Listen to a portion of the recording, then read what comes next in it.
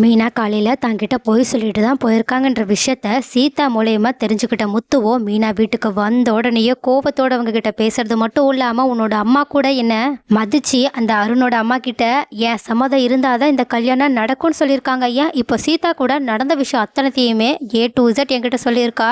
ஆனா நீ தான் என்கிட்ட எல்லா உண்மையுமே மறைச்சிக்கிட்டு இருக்கன்னு பேச ஆரம்பிக்க. ஆனா மீனாவோ இங்க பாருங்க, எனக்கு மற்றவங்களை விட உங்க மேலதான் அதிகமான மதிப்பு மரியாதை இருக்கு. ஆனா நீங்க கோபத்துல கண்டிப்பா தப்பான முடிவை தான் எடுப்பீங்கன்றத ஒன்றும் யாராலையும் மறுக்க முடியாது. இந்த விஷயத்துல நம்ம பொறுமையா இருந்தா மட்டும்தான் நல்லது. ஏன்னா இது சீதாவோட வாழ்க்கை பிரச்சனை. ஏன் அருண் கூட இன்னைக்கு வந்து என்கிட்ட பேசினாங்கன்னு சொல்ல கோபத்துல அந்த அருண் உங்ககிட்ட என்ன சொன்னான்னு முத்து கேட்க மீனாவும் அவரு சீதாவை சின்சியரா லவ் பண்றதா சொன்னாங்க. சீதாவை யாருக்காகவும் விட்டு கொடுக்க மாட்டேன்னு பிடிவாதமா இருக்காங்க. எங்க சீதாவுமே அருணை அவ்வளோ காதலிக்கிறாள், நம்ம எதுக்காக அதுக்கு தடையா இருக்கணும்? ரெண்டு பேரையுமே பேசாம கல்யாணம் பண்ணி வச்சிடலாம். ஏன் அருண் கூட நல்ல வேலையில தானே இருக்காங்க. ஏ மீனா, இதுக்கு மேல ஒரு வார்த்தை பேசாத.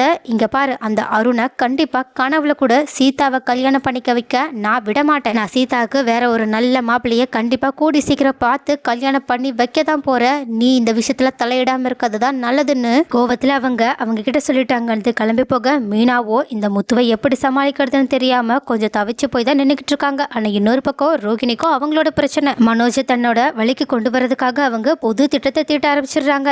ஏன்னா அவங்க மனோஜுக்கு தான் மேல ஆசை இருக்குன்றதையும் புரிஞ்சுக்கிறாங்க. அதே சமயத்துல விஜயாவோட வார்த்தையுமே மீற முடியாம அவங்க தவிக்கிறாங்கன்றதையுமே புரிஞ்சுக்கிறாங்க. அதனால இந்த விஷயத்துல தான் முக்கியமானவங்க. ஒருவேளை இப்ப மட்டும் தான் பக்கம் அவங்க வரலன்னா ஒரேடியா நான் அவங்களை விட்டு பிரிஞ்சு போயிடுவேன் நம்பணுன்றதுக்காகவே அவங்க மனோஜ் பாத்ரூம்ல குளிச்சுக்கிட்டு இருக்கும்போது யாருக்கோ மகேஷன் ஒருத்தங்களுக்கு ஃபோன் கால் பண்ணி ரொம்பவே ஆசையா பேசுற மாதிரி சவுண்ட் எஃபெக்ட்லாம் கொடுத்துக்கிட்டு இருக்க. இதை பார்த்த மனோஜும் ரோகிணி நினைச்ச மாதிரியே அவங்கள பத்தி யோசிச்சு ஜெலஸாக ஸ்டார்ட் பண்றாங்க. அது மட்டும் இல்லாம ரோகிணி அப்படி என்னதான் பேசிட்டு இருக்காங்கன்னு சொல்லிட்டு ஒட்டும் கேட்டுக்கிட்டு இருக்காங்க. ஆனா அது நமக்கு தானே தெரியும், இந்த யாரடா மகேஷ் படத்துல வர்ற டெக்னிக்கை தான் இந்த ரோகிணி யூஸ் பண்ணிக்கிட்டு இருக்காங்கன்ற விஷயம். பட் இது மனோஜுக்கு எப்பதான் தெரிய வரப்போகுதுன்னு பொறுத்திருந்து பார்க்கலாம். அண்ட் ஆல்சோ சீதாவும் அருணும் சேர்ந்தா நல்லா இருக்கும். குறிப்பா அருணையும் சீதாவையும் முத்து சேர்த்து வைக்கணும்னு யாரெல்லாம் ஆசைப்படுறீங்கன்றத கமெண்ட்ல சொல்லுங்க.